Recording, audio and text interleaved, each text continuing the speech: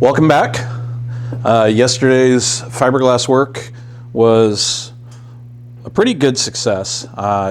Very, very pleased with the results. I know I said that repeatedly on the video.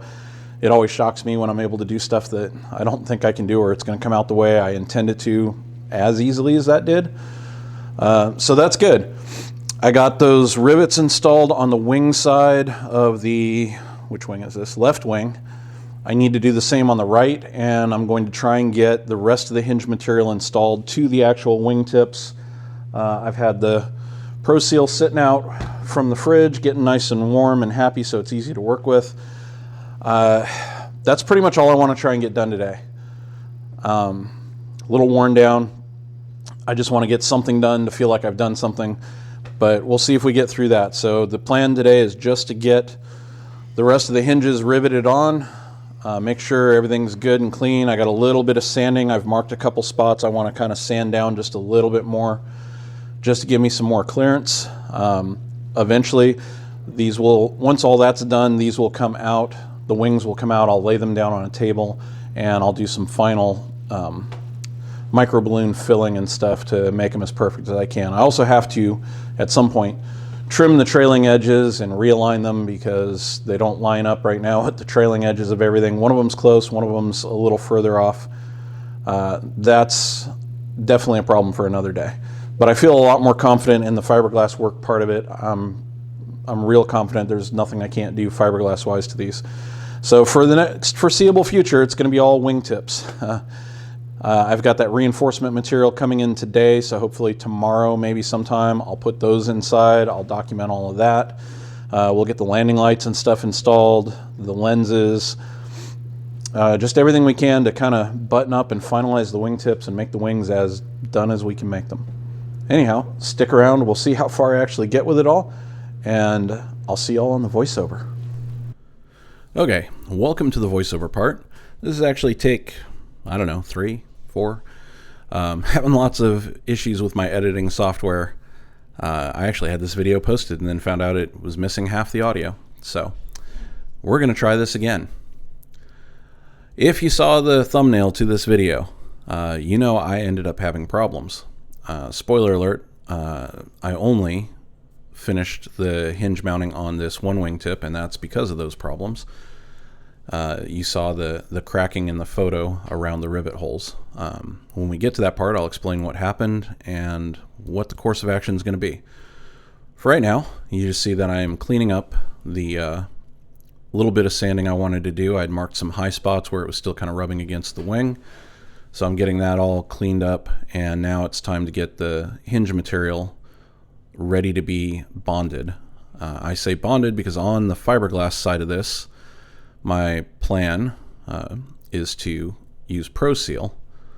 So I am scuffing up the hinge material, and after I get done scuffing it, I realize I also want to add some holes, so I'm going to go ahead and add some 1/4-inch holes.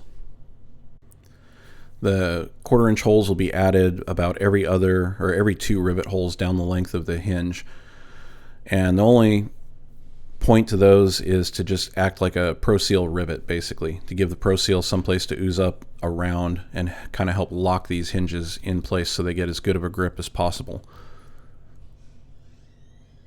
So to that end, I'm just cleaning up the hinge material and scuffing, and then I'll add the holes, do a little bit more cleaning. There you see me marking where the holes are going to go. I realized pretty quickly, don't really need to mark them. They're not lining up with anything. You can just arbitrarily make the holes. So the holes are made, and now it's time to start mixing up.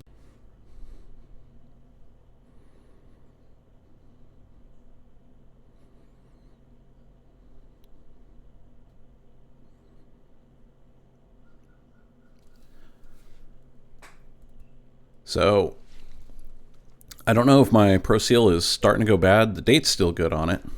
And it sat out. It was definitely at room temperature, but it was a lot thicker than I remember it being.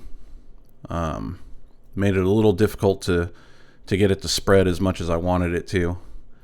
So I'm thinking on the next one, which I haven't done the next wingtip yet due to the problem I ran into with that cracking. The next one, I will probably mix up a little bit of toluene into the mix just to thin it out more so it just spreads and gets down in there a little bit better. It also took a lot longer to set up, but it is pretty cold out right now.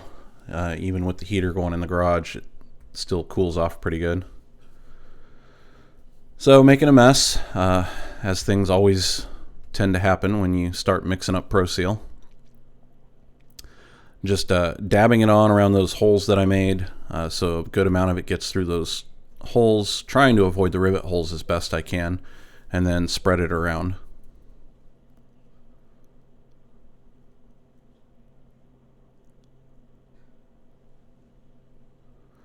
So here's where I'm making the mistake.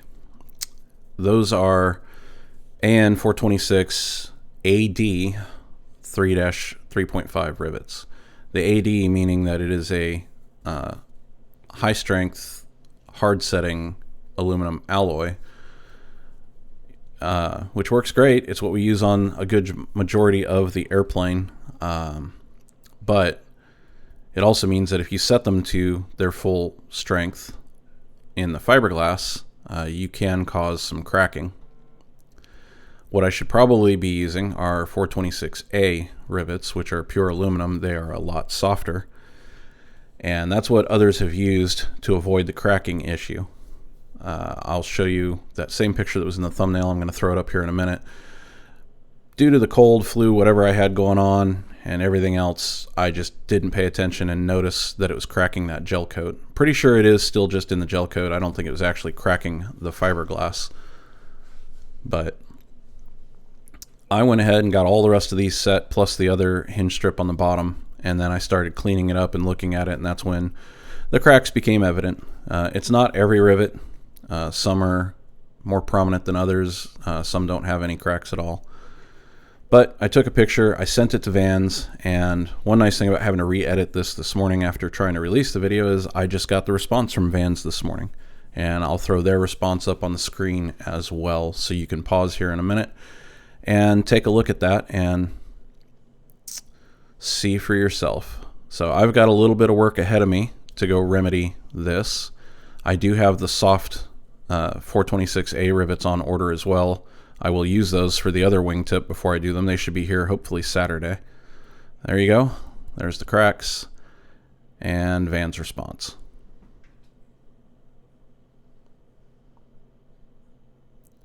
So moving along with what I can get done. Mind you, all the rest of this in this video happened before I ever got that response back, so I didn't know exactly what was going to happen.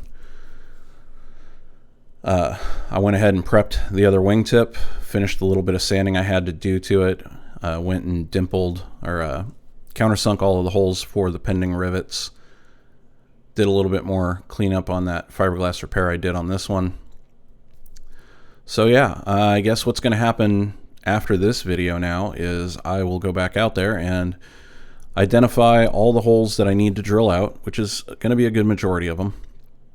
Drill out those rivets, get them out, and then I will sand down the gel coat, get rid of the cracks, and I will probably mix up a small mix of micro balloons and epoxy, and I'll slather that over the whole thing, and then sand it down, get it all nice and flat and smooth again, and then probably have to re-drill out the holes to clean them back out, re-dimple them, and then once those rivets show up, re-rivet them. So hopefully you're not here to learn how to do this as much as you're here to learn from my mistakes.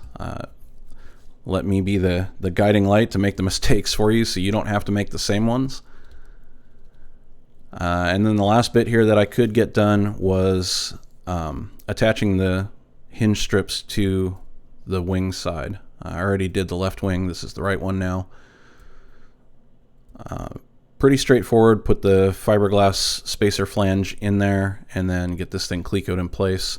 The fiberglass shifts around a little bit, and I had to bust out the reamer just to make sure the rivets went in cleanly. Plus I wanted the holes to be just a little little more forgiving on the fiberglass side, so when I did squeeze them, I wasn't completely cracking it to pieces.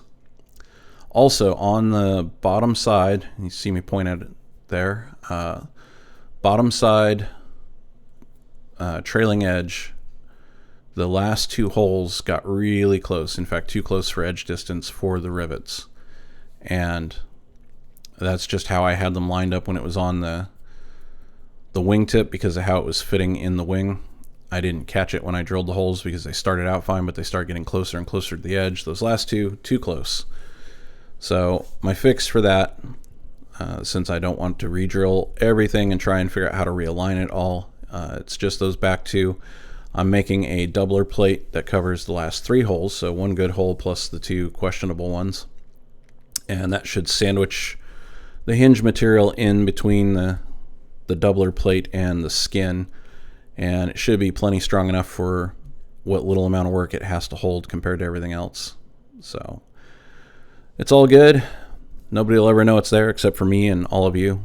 If this plane ever makes it to Oshkosh, feel free to stop by at some point and go on the Easter egg hunt of looking for all the little things that I keep saying nobody will ever know is there, except for obviously all of us that have seen these videos, or me that have built this plane. So good times. Rest of this, no real issues. Straightforward, just riveting it all together. Me and Chris did record a new podcast last night. I don't think it's been released yet, but it will be out soon. If it is, I'll put the link in this video. If not, it'll be the link to the previous one. But if you haven't seen it, a new one will be out, so go look for that. We talk about some of these issues, plus some other things that we both got going on with our builds, things we got coming up. So please go check that out. And if you haven't yet and you're new here, please like, subscribe, help me grow this channel. It's my dream in life to not ever have to work again and subsidize my entire life off of YouTube. Yeah, that's never going to happen. But helping the channel grow definitely helps get this out there, so at least more people can learn from the mistakes of others, and we can build better things through each other. Anyways, thanks for stopping by. I will see you all on the next one.